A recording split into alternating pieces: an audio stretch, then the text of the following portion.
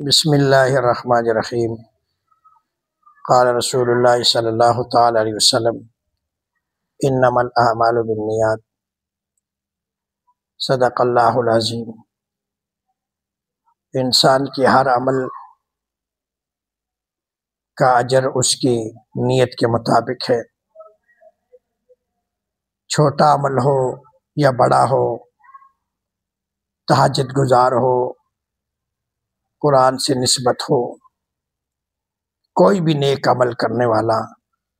اللہ تعالیٰ اس کے عمل کو نہیں دیکھتا بلکہ اس کے دل کو دیکھتا ہے کہ اس نے کس نیت سے کیا ہے۔ اس لیے علماء نے لکھا ہے کہ اگر ایک بندہ نئے کپڑے پہنتا ہے، نیا سوٹ پہنتا ہے، اور اگر وہ بسم اللہ الرحمن الرحیم پڑھ کر اگر وہ کپڑے پہنتا ہے اور اس نیت کی وجہ سے اللہ تعالیٰ اس کو ایک صرف کپڑے پہننے سے 100 نیکیاں عطا فرماتا ہے۔ اس لیے میرے بزرگوں، میرے بھائیوں، جو کام بھی کریں، حتیٰ کہ کسی کو السلام علیکم ورحمۃ اللہ وبرکاتہ، اس میں بھی اللہ تعالیٰ نے اجر رکھ دیا، اور کسی گمراہوں کو راہ دکھا دینا، اس میں بھی اللہ تعالیٰ نے اجر رکھ دیا، کسی بھوکے کو کھانا کھلا دینا، کسی بیمار کی بیمار پرسی کر لینا۔ ایک بندہ اگر شام کو کسی بیمار پرسی کے لیے جائے گا، لیکن وہی بات ہے کہ اس کے اندر اخلاص موجود ہونا چاہیے۔ وہ اس لیے نہ جائے کہ اگر میں نہیں گیا تو یہ مجھے طعنہ دیں گے کہ آپ بیمار پرسی پہ کیوں نہیں آئے۔ ہم نے یہ سوچ کر کسی کے بیمار پرسی نہیں کرنی، بلکہ ہم نے اللہ کی رضا کو دیکھ کر بیمار پرسی کرنی ہے۔ تو اللہ کی خاطر، اللہ کی رضا کے لیے جو بیمار پرسی کسی بیمار پرسی کے لیے گیا ہے شام کو، تو 70,000 فرشتے صبح تک اس کے لیے دعائیں مغفرت کرتے رہتے ہیں، اور جو صبح کے وقت جائے گا اللہ کی رضا کے لیے، اللہ کی خوشنودی حاصل کرنے کے لیے، محض اللہ کی رضا کے لیے جائے گا کسی کی بیمار پرسی پر، تو 70,000 فرشتے شام تک اللہ سے اس کے لیے دعائیں مغفرت کرتے رہیں گے۔ اس میں بھی اللہ تعالیٰ نے اجر رکھ دیا۔ اس لیے میرے بزرگوں، میرے بھائیوں، کوئی بھی عمل آپ کریں،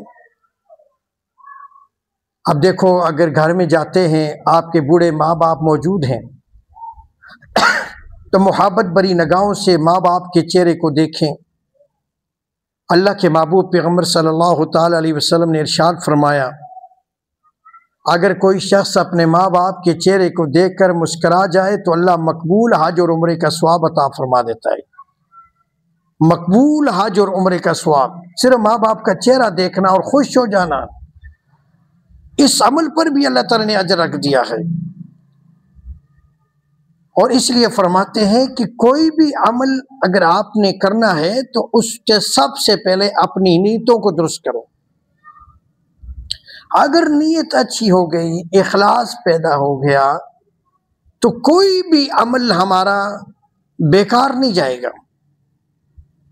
کسی کے ساتھ مدد کرنی، کسی کو پانی پلانا، کسی کو کھانا کھلانا، کسی کو راستہ دکھانا، کسی کے ساتھ اس کی مشکل وقت میں اس کے ساتھ ہاتھ بٹانا، اس کے کام میں ہاتھ بٹانا، یہ جتنے بھی اعمال ہیں یہ سارے کے سارے ان کا تعلق نیکیوں کے ساتھ ہے، اگر نیت خالص ہو جائے۔ اب دیکھیں حدیث پاک میں آتا ہے کہ ایک آدمی کے نامہ اعمال کا پلہ، نیکیوں کا پلہ کم پڑ جائے گا، نیکیوں کا پلہ ہلکا ہو جائے گا اور گناہ اس کے زیادہ ہو جائیں گے، وزن ہو جائے گا، اور برائیوں والا پلہ جو ہے وہ جھک جائے گا اور نیکیوں والا پلہ جو ہے وہ بلند ہو جائے گا۔ اب یہ بندہ اپنی جگہ پر تھر تھر کانپے گا کہ ابھی جہنم میں گیا، ابھی جہنم میں گیا۔ تھوڑی دیر گزرے گی تو بندہ اس طرح آسمان کی طرف اوپر کو دیکھے گا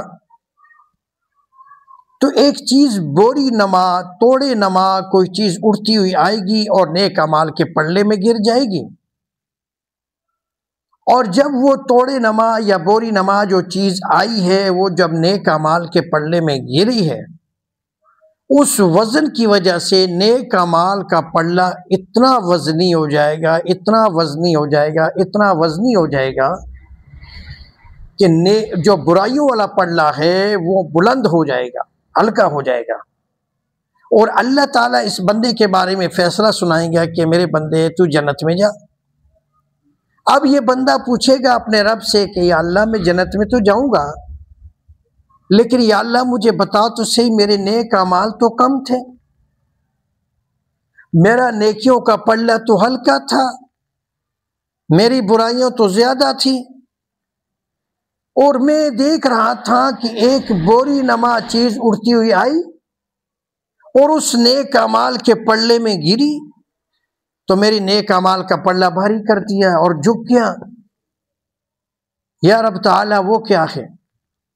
اللہ پوچھے گا میرے بندے کیا تو نہیں جانتا وہ کیا ہے؟ فرمائے یا اللہ مجھے نہیں پتا، میں نہیں جانتا۔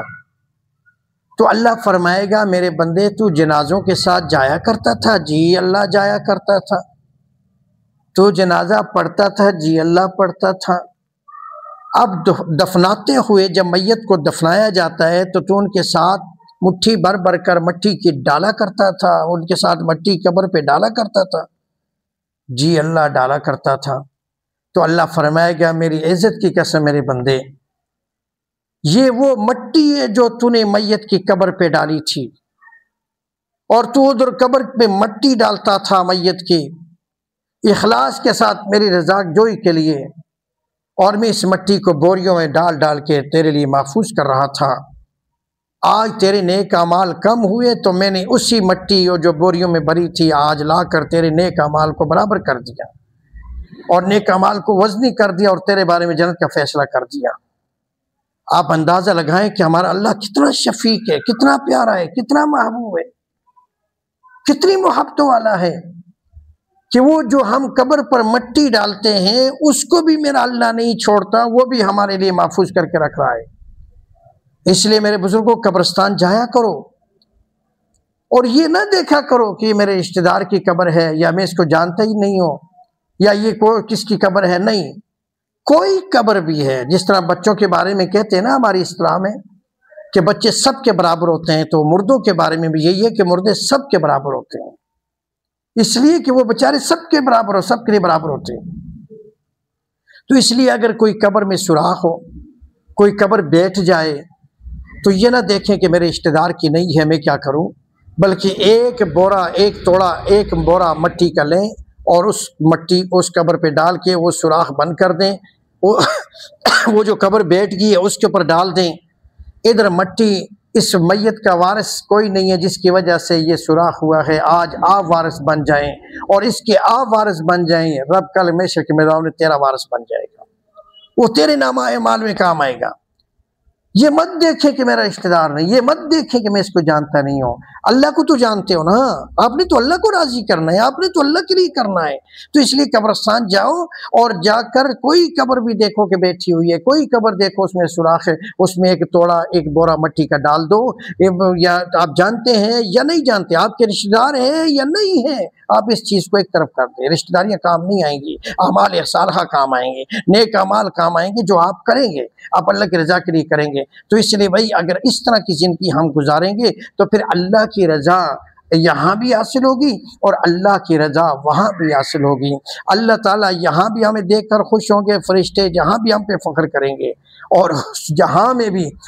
فرشتے ہم پر فخر کریں گے، اور اللہ تعالیٰ بغیر حساب و کتاب کے ہمیں جنت میں بھیجے گا۔ لیکن شرط یہ ہے کہ جو کام کریں، جو کام بھی کریں، چھوٹی نیکی بڑی نیکی نہیں ہے، جو نیکی بھی کریں اللہ کی رضا کے لیے کریں، اور اپنے دل کی اخلاص کے لیے کریں، اور اپنے دل کو خالص کریں، اپنی نیت کو خالص کر کے دکھلاوا ریاکاری سے محفوظ رہتے ہوئے چھوٹا سا چھوٹا عمل انسان کے لیے بڑا سا بڑا کام کر دیتا ہے۔ جس طرح ایک چھوٹی سی تیلی ماچس کی پوری جنگلوں کو جلا دیتی ہے، اسی طرح میرے بزرگوں تیرے چھوٹا سا عمل، چھوٹا سا اخلاص بڑے بڑے چھوٹے اعمال کو پہاڑوں جیسا وزن کر کے اور تیرے نامہ اعمال میں کل محشر کے میدان میں ترازو میں آ جائیں گے، اور تیری نجات کا ذریعہ ہو جائے گا۔ اللہ تعالیٰ ہم سب کو بخشش کا ذریعہ بنائے۔ وما علینا الا البلاغ۔